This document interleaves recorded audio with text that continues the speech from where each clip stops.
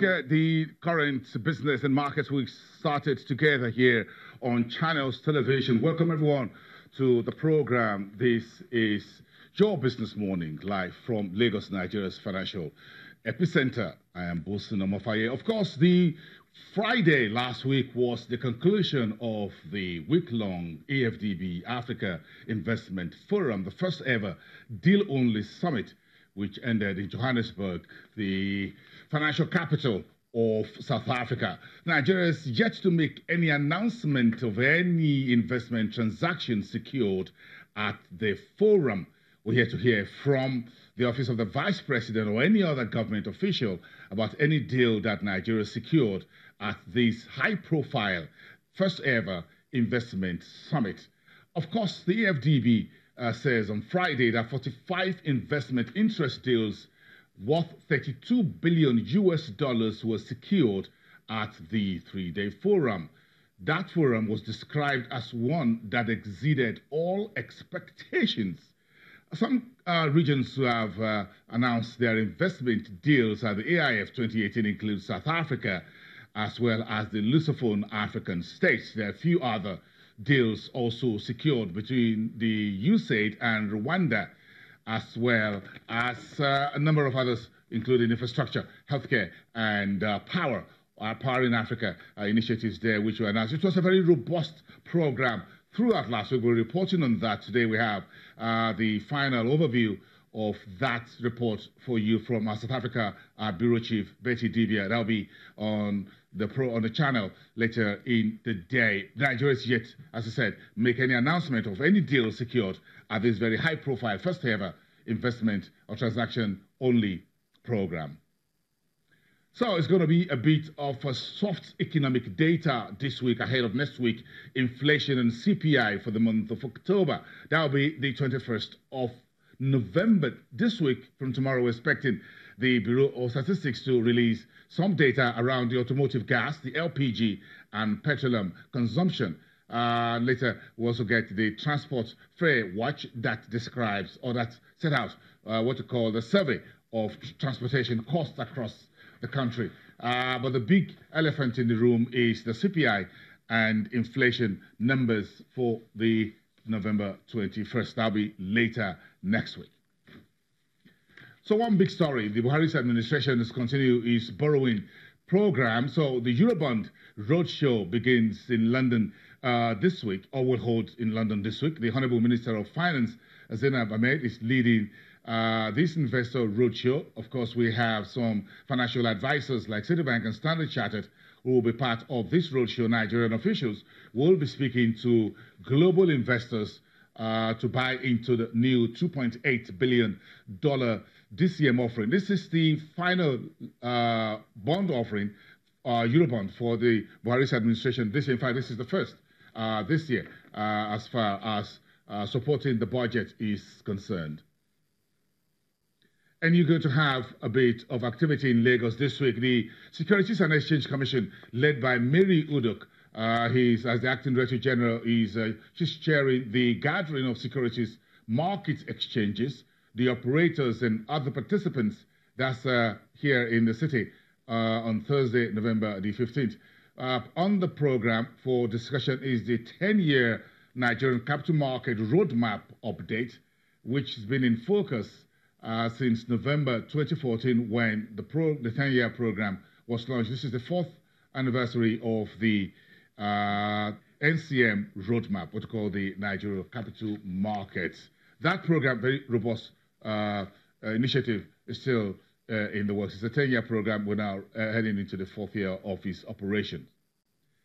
And the final word, not yet, on the new minimum wage. Remember, the Industrial Court of Arbitration says all parties must submit their papers no later than January the 30th, 2019. Meantime, former governor of Cross River State and the presidential hopeful for Social Democratic Party, Donald Duke, has told the Nigerian government that salary increase will not solve civil servants' problems.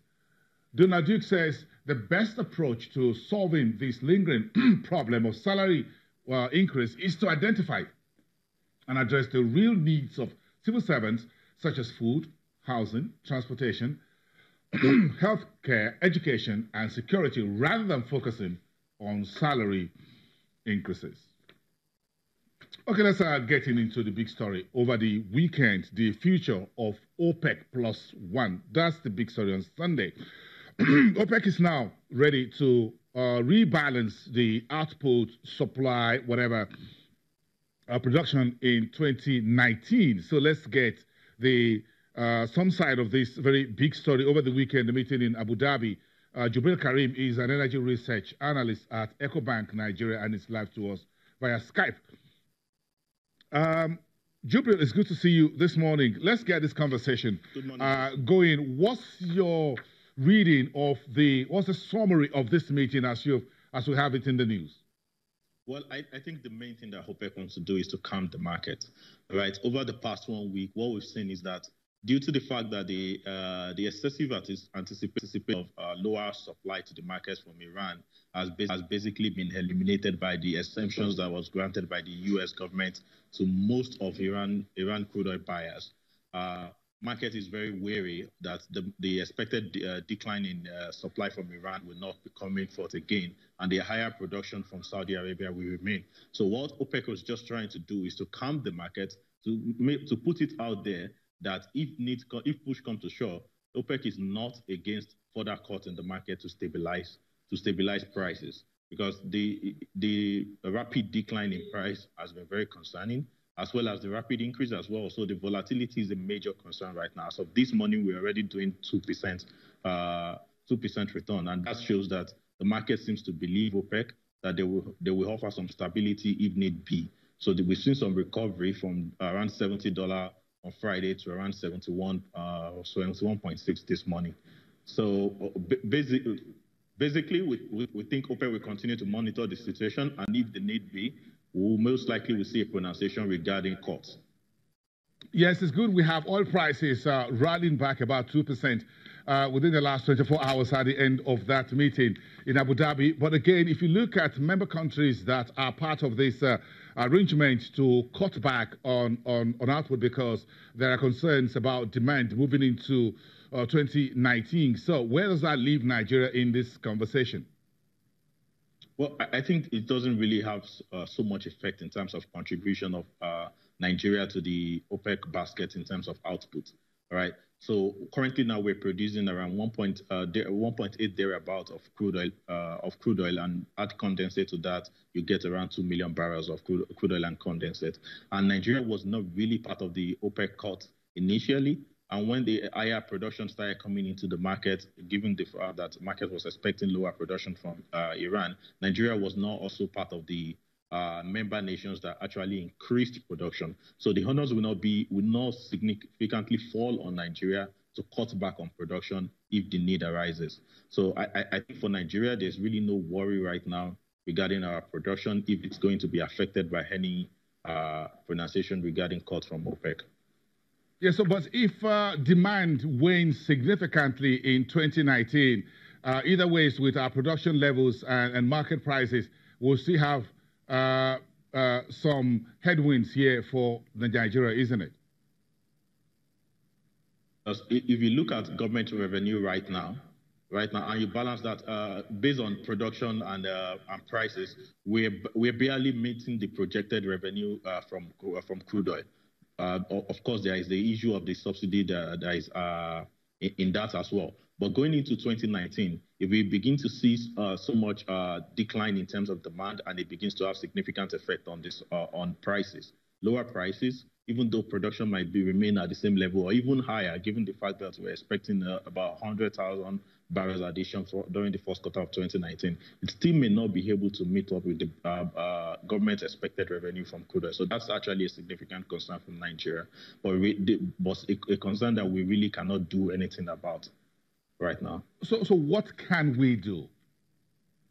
Well, what we can do, most importantly, in the near term, is to find a solution to the amount being spent on subsidy by the NNPC, because that's taking a huge chunk of government revenue. By our own estimation, if we have to analyze what has been spent on subsidy in the past few months, we think it comes to around 1.2 trillion naira.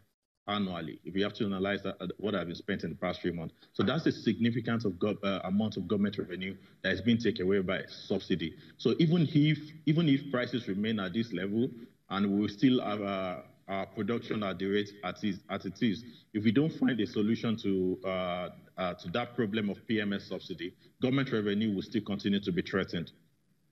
So if we can do anything out there as far as the global oil marketplace is concerned, we should be able to do something back at home.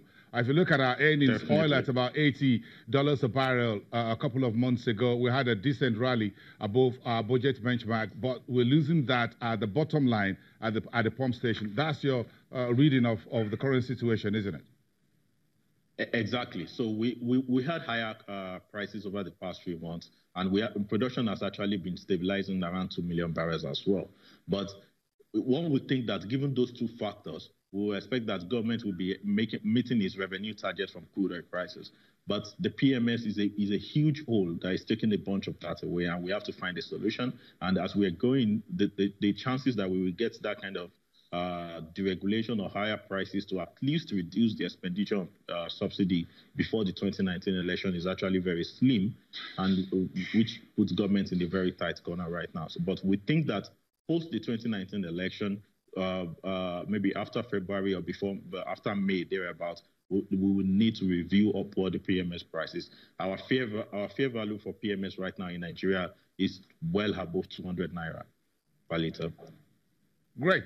Thank you very much for those insightful analysis and the way we should go. From EcoBank Nigeria, the energy research analyst, Jibril Karim. Thank you very much. Enjoy your day and the rest of the week. Let's change that conversation to the marketplace. Of course, a negative 2.38 reading for the equities space last week. We had a bit of profit booking Thursday and Friday very heavily by market big names, Nestle, Seplat, WAPCO, Mutual Benefit, and Owando. Those are some of them that drag the market, but we still head on to the 32,000 level and the equity cap at 11.728 trillion naira on Friday. Look at the total market transactions for the week, 1.267 billion for about 20.34 billion naira in 15,000 transactions. A very active trading week, but investors booked some profit. So take a look at the next 5 most active sectors we track for you. Insurance bled 2.37%,